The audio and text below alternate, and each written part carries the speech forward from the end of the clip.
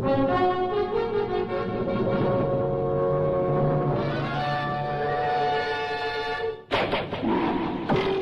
rolling. Right. Okay, so my name's Roger Massey. What I'm going to do today is just show you how I go about straightening arrows. I make a lot of arrows. I work on a lot of shafts, and so I use two pieces of kit. One is the arrow spinner. How's that? What does that consist of? It looks like two wheel bearings, Yeah. skateboard wheel bearings. I mean, basically, this was a bit of scrap metal an engineering friend of mine had.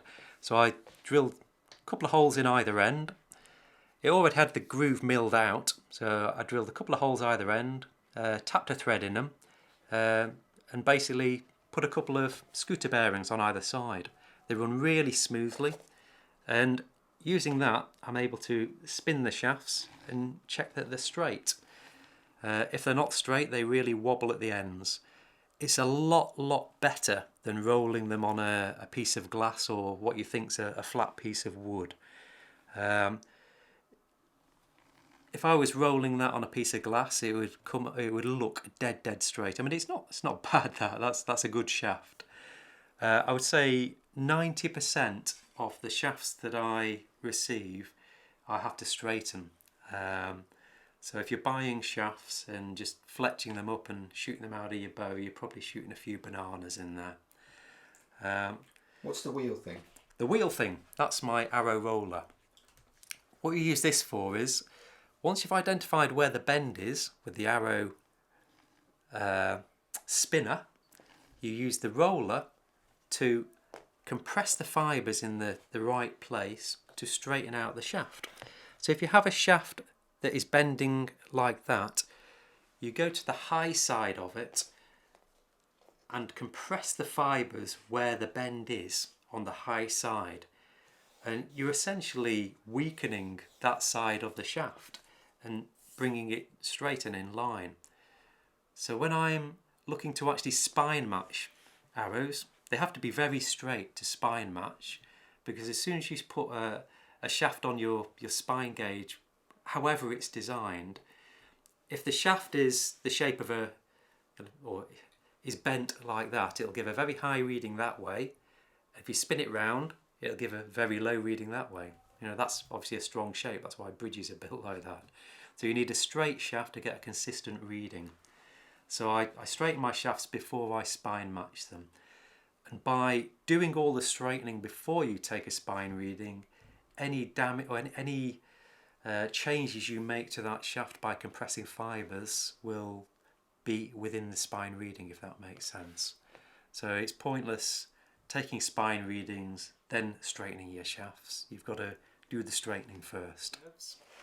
I tend to shoot spruce. I like spruce because it's nice and light.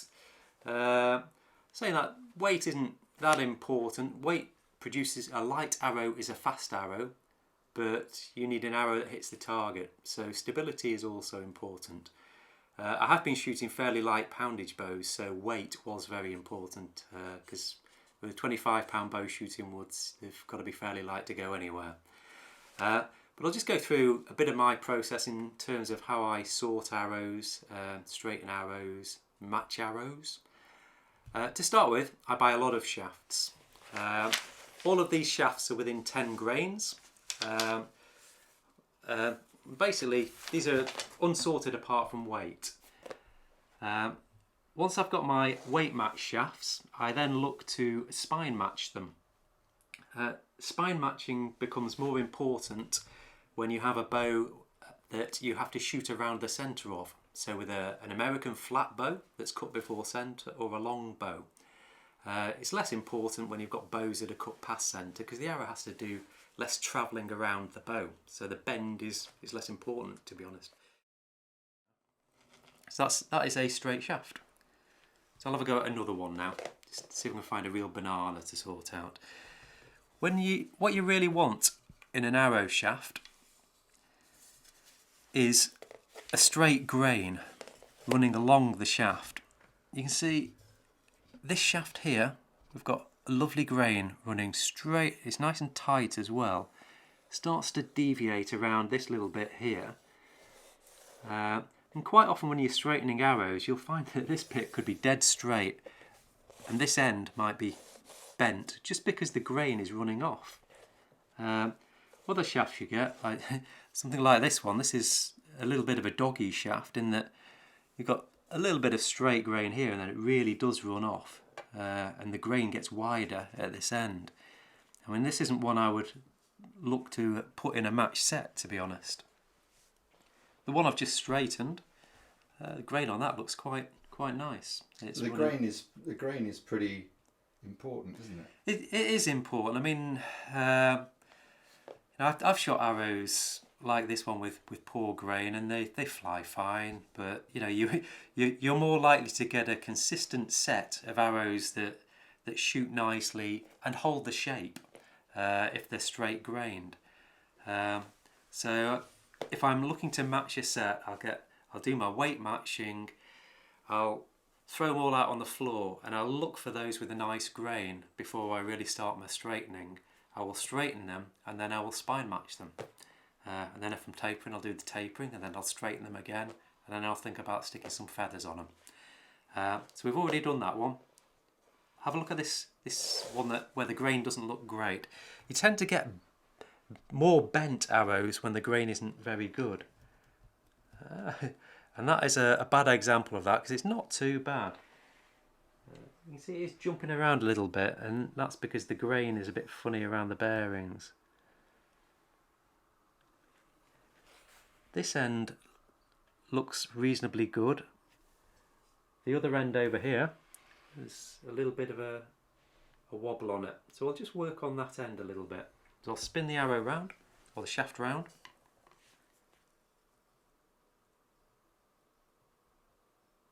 Find the low point. It's about there. So that's bending that way slightly. Lift it off and look to apply pressure. Mainly around the middle the bend was then. There you go, that's not bad. That'll do me, that one. Sometimes you find shafts that just have a bend towards the end, and you can see it when you're spinning an arrow. The shaft will be spinning nicely to here and then it will start to wobble just at the back end. So what I tend to do then is slide it along and concentrate on it. And you can see the bend, and then just concentrate on actually compressing the wood near the end of the shaft. But that's not a bad one now. Have a look at this one. Oh yeah, he's a wobbler. How bad? I wouldn't shoot one that bad.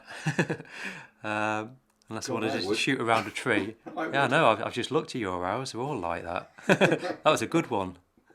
Right, so, yeah, and if I push it along, you can see it's reasonably straight here. Other end of it's wobbling now because the bend is around here.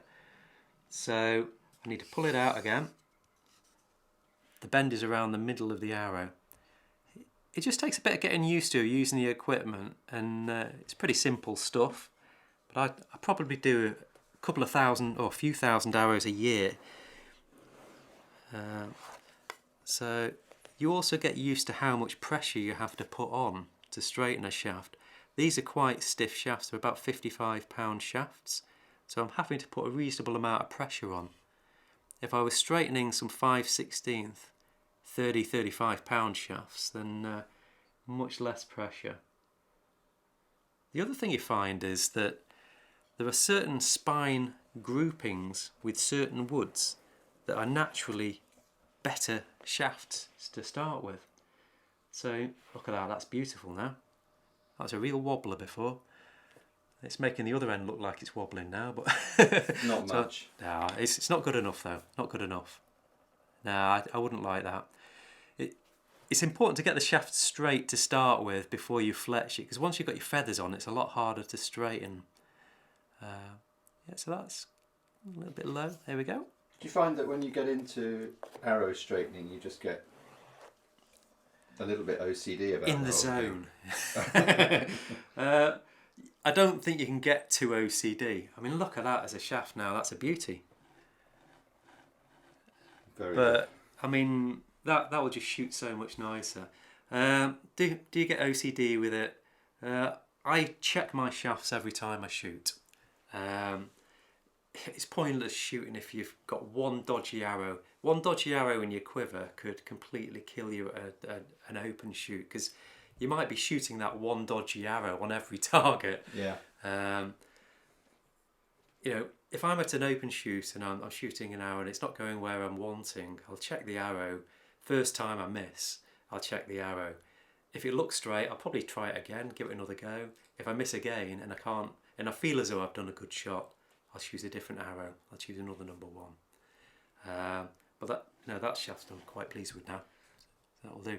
I was talking about different shaft bandings or spine bandings when you buy your shafts, and how you find some that are just better quality or better shafts than others. 5/16 40-45s tend to be great kind of material for arrows.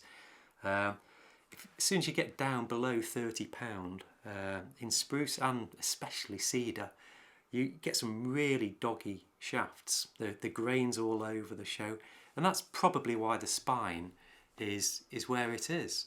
If you've got a bow and you have to shoot those shafts, then you've got to just do a lot more sorting to get them to shootable quality, or just a lot more rummaging around to find the good shafts. With 1132s, I tend to find anything over £50, the wood tends to be a lot better.